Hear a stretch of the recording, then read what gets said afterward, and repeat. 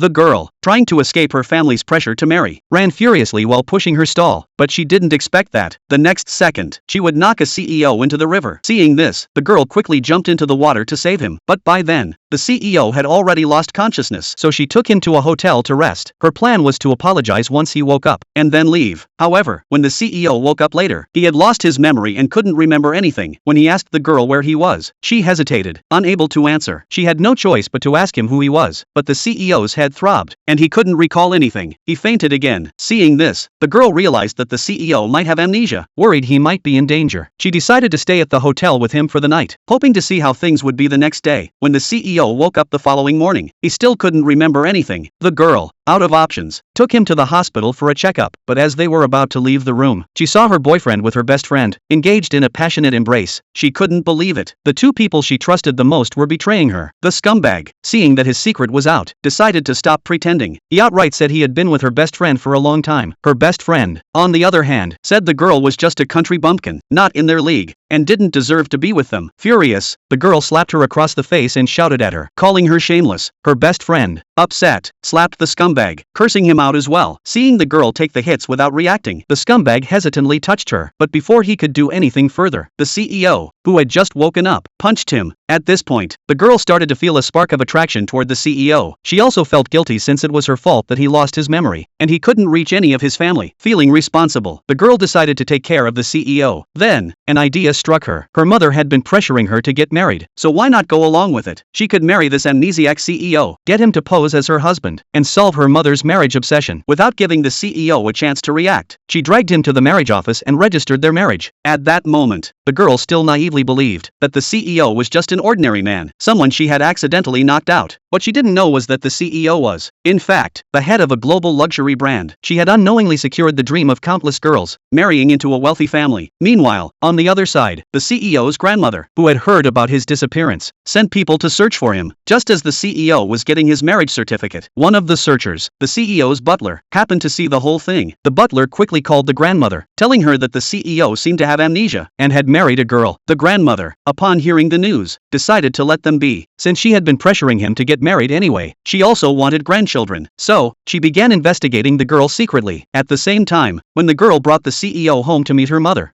was quite impressed with him, but the more she looked at him, the more familiar he seemed. Suddenly, it dawned on her, this son-in-law looked exactly like the CEO from the TV.